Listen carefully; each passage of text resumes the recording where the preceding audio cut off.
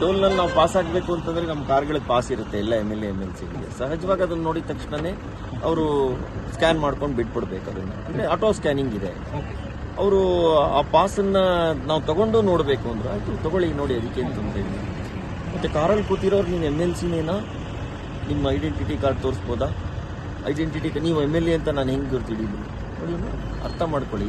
ಕಾರ್ನಲ್ಲಿ ಬೇರೆಯವ್ರು ಓಡಾಡೋದಿಲ್ಲ ಆ ರೀತಿ. ನಾನು ಬೆಂಗಳೂರಿನಿಂದ ಬರ್ತಾ ಇದ್ದೀನಿ.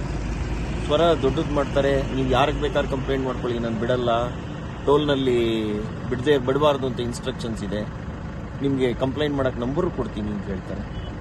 ಆಗ ನಮ್ಮ PI ಹಿಡಿದು ನೋಡ್ರಿ ಈ ಥರದ್ದಿದೆ, ಅರ್ಥ ಮಾಡ್ಕೊಳ್ಳಿ ನೀವು ಅಂತ ಕನ್ವಿನ್ಸ್ ಮಾಡೋಕ್ಕೆ ಹೋಗ್ಬೋದು. ಇಲ್ಲ ನಾನು ಅದೆಲ್ಲ ಆಗೋದೇ ಇಲ್ಲ, ನೀವು ಯಾರಿಗೆ ಬೇಕಾದ್ರೆ ಕಂಪ್ಲೇಂಟ್ ಮಾಡ್ಬೋದು, ನಾನು ಮಾಡ್ತಾ ಇದ್ದೀನಿ, ಅವ್ರು ಬಂದು ಆ್ಯಕ್ಷನ್ ತಗೊಳ್ಳೋ ತನಕ ನಿಮ್ಮನ್ನು ಇಲ್ಲಿಂದ ದಾಟಕ್ಕೆ ಬಿಡಲ್ಲ ನಾನು. ಅದು ನಿಲ್ಸ್ರಮ್ಮ, ಪರವಾಗಿಲ್ಲ, ತೊಂದರೆ ಇಲ್ಲ ನನಗೆ ಅಂತ ನಿಂತು. ಅದಾದಮೇಲೆ ನಾನು ಸಂಬಂಧಪಟ್ಟಂಥ ಆಫೀಸರ್ಗೆ ಫೋನ್ ಮಾಡಿದೆ.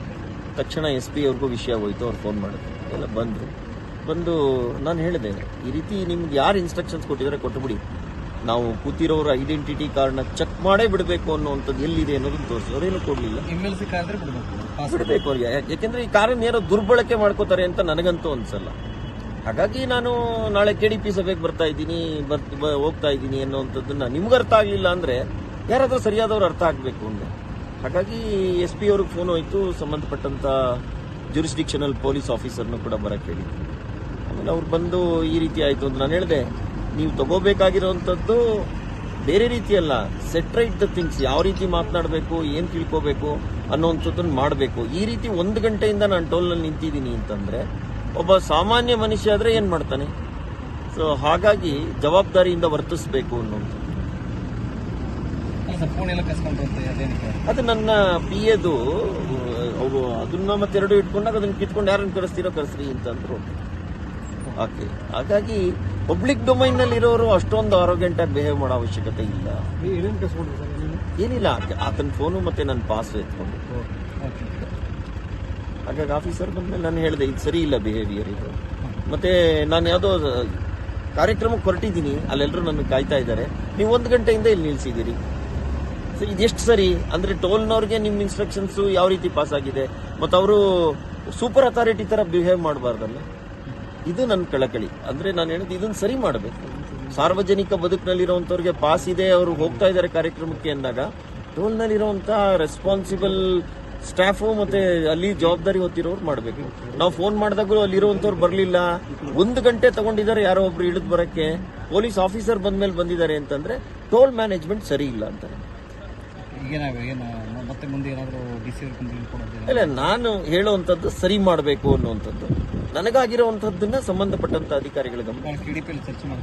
ಅದು ಅಷ್ಟು ಅವಶ್ಯಕತೆ ಇದೆ ಅಂತ ನನಗನ್ಸಲ್ಲ. ಜಿಲ್ಲೆ ಜವಾಬ್ದಾರಿ ಬೇರೆ 108 ಇದೆ, ಅದರಲ್ಲಿ ಇದು ಒಂದು ಸಣ್ಣ ಇನ್ಸಿಡೆಂಟ್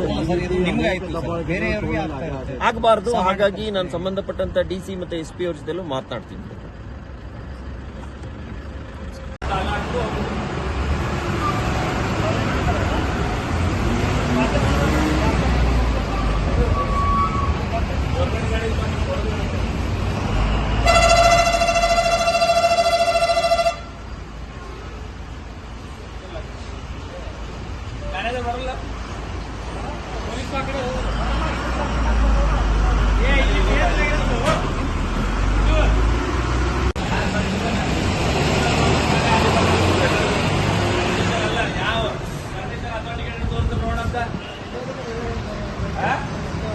ಓವರ್ಲೋಡಿಂಗ್ ನಿಮಗೆ ರೊಕ್ಕ ತಗೊಳ್ಳಿಕ್ಕೆ ಯಾವ ಅಧಿಕಾರ ಕೊಟ್ಟಾನ? ಏನ್ ಟ್ರಕ್ ಇದೆ ನಿಮ್ಮ ಮನೆಗೆ ತಯಾರು ಮಾಡ್ತೀರನ್ನಲ್ಲೇ?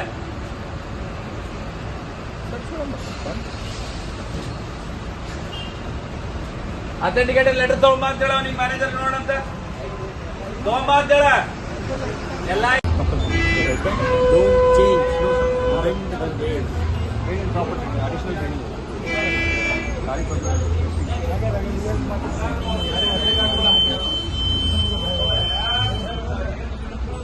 ಜೋಶಿ ಅವರ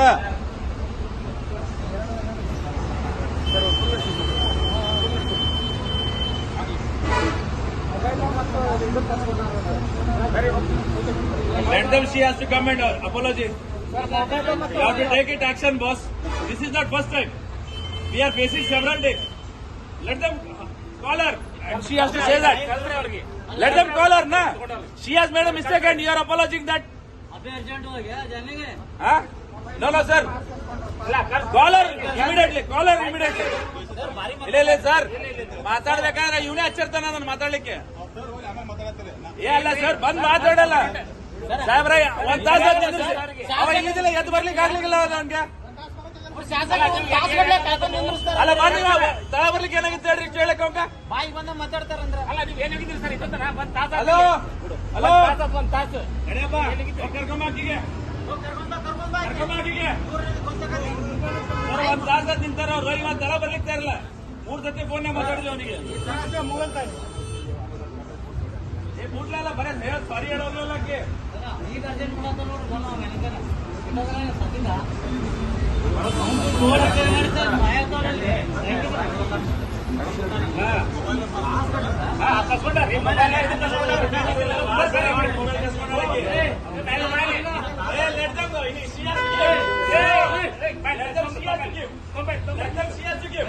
You made a mistake. You made a mistake. Sir has waited 1 hour. And you people are not coming to work. What is this? Let them see us. Sorry. Sorry to them. ಒಂದು ತಾಸು ನಿಂತಾರ ಅವ್ರೆ, ಇವಾಗ ಬರ್ಲಿಕ್ಕೆ ಇರಲಿಲ್ಲ.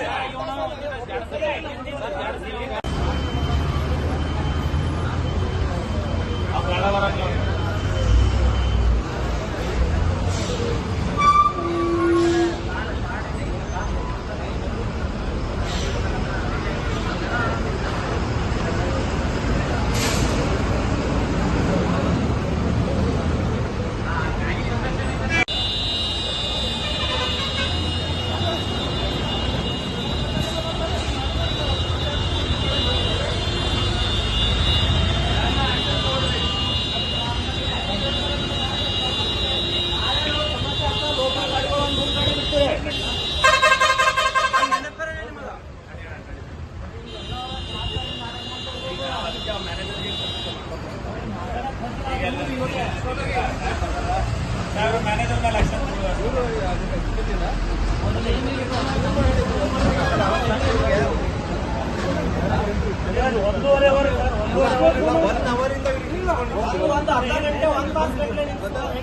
ಅವಾಗಿಂದ ಎಲ್ಲರೂ ಕುಟುಂಬ ಇವ್ರದ್ದು ಕಾರ್ಡ್ ಚೆಕ್ ಮಾಡ್ತಿರೋದು ಯಾವ ಲೆಕ್ಕ ಇತ್ತು ಅಲ್ಲ ನೋಡ್ರಿ.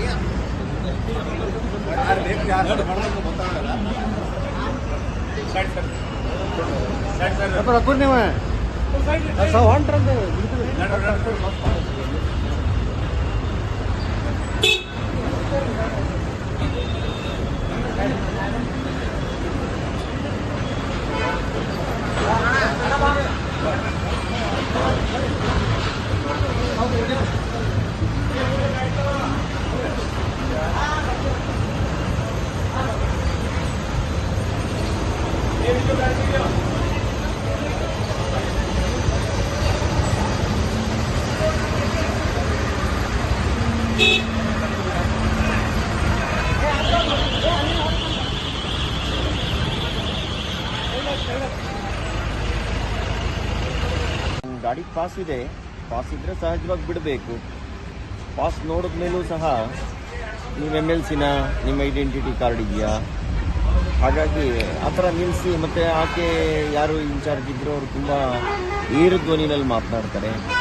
ಹಾಗೆ ನಮ್ಮ ಆಪ್ತ ಸಹಾಯಕರು ಅದನ್ನು ತೋರಿಸಿ ಮಾಡಬೇಕು ಅಂತಂದ್ರೆ ಅದನ್ನು ಕಿತ್ಕೊಂಡು ಅವ್ರ ಮೊಬೈಲ್ ಕಿತ್ಕೊಂಡು ಇಂಥ ನಂಬರ್ಗೆ ಫೋನ್ ಮಾಡಿರಿ, ಪೊಲೀಸ್ನವ್ರು ಬರಲಿ, ಆಮೇಲೆ ನಾವು ನೋಡ್ತೀವಿ ಅನ್ನೋವಂಥ ಮಾತುಗಳನ್ನ ಆಡ್ತಾರೆ.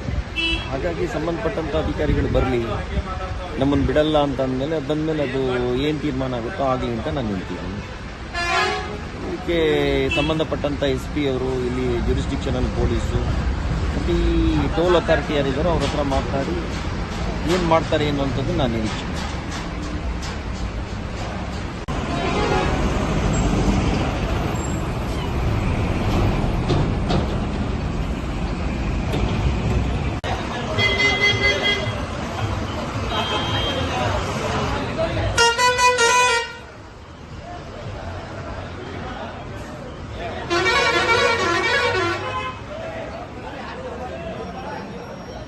ಬಂದು ಹೇಳೋದು ಸಾರಿ ಹೇಳೋದು ಅವ್ರು ಕಾರ್ಡ್ ತಗೊಂಡು ಮೊಬೈಲ್ ಕೊಟ್ಟೋದು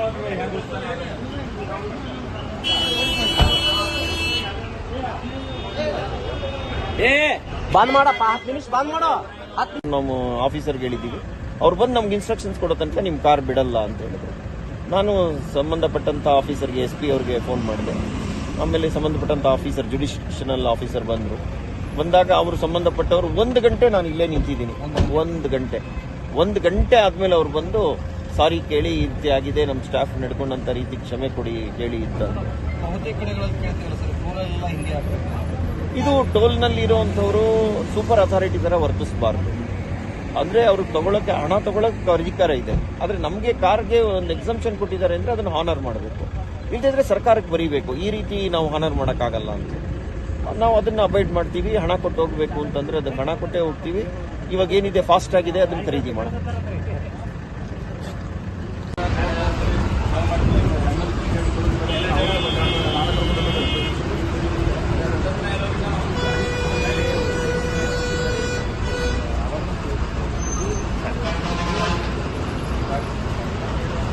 ಅವ್ರಿಗೆ ಸ್ವಲ್ಪ ವಾರ ಮಾಡಿ ಅವರು ಬೇರೆ ಬರೀಲ್ಲ ಅವರು.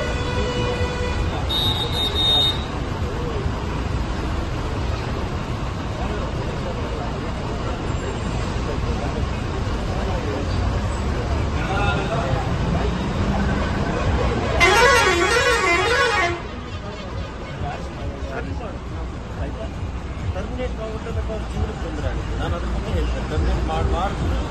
ನಾನು ಹೇಳೋದು ಮೆಂಡ್ ದೇರ್ ವೇಸ್. ಅದನ್ನ ಈಗ ಪಾಸ್ ಮಿಸ್ಯೂಸ್ ಮಾಡ್ಕೊಳ್ಳಲ್ಲ, ಬೇರೆ ಬೇರೆ ಅದ್ರಾಗಿದ್ರೆ ಅಷ್ಟೇ ಪಾಸ್ ಇರ್ತದೆ, ಬೇರೆ ಪಾಸ್ ಇರೋಲ್ಲ.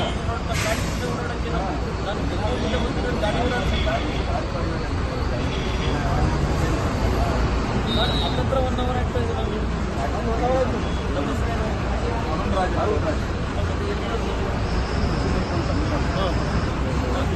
ಆಯ್ತು, ನಾನು ಹೇಳೋಂಥದ್ದು ಎಲ್ಲಾದ್ರೂ ಕೆಲಸ ಮಾಡಿ, ಆದರೆ ನೀವು ಜವಾಬ್ದಾರಿ ತಗೋಬೇಕಲ್ವಾ? ಈ ಥರ ಆಗಿದೆ ಅಂತಂದರೆ ಪೊಲೀಸ್ನವ್ರು ಹೋಗ್ಬೇಕಾಯ್ತು, ನಾನು ಫೋನ್ ಮಾಡಬೇಕಾಯ್ತು. ನಿಮಗೆ ಟೋಲ್ ಎಷ್ಟು ತೊಂದರೆ ಆಗಿದೆ 1 ಅವರಿಂದ ಗೊತ್ತಾಗ್ತಿದ್ದಲ್ಲ. ನಾನು ಹೇಳೋದು ಬೋತ್ಗೆ ಬಂದದ್ದು ಬೇರೆ ಎಷ್ಟೆಲ್ಲ ತೊಂದರೆ ಆಯ್ತು ನಿಮಗೆ ಆಗ್ತೀರಾ? Don't remove, that's wrong. Problem. They can't come down and you set right.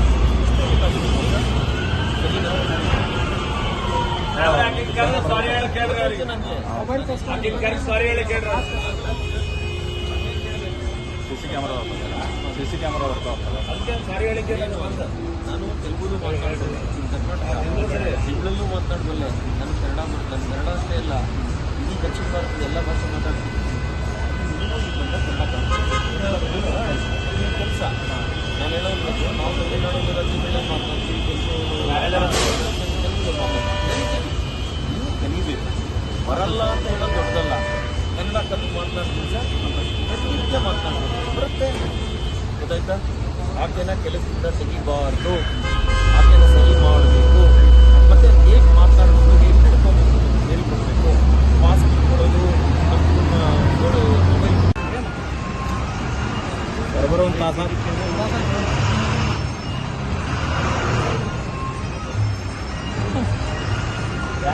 Pass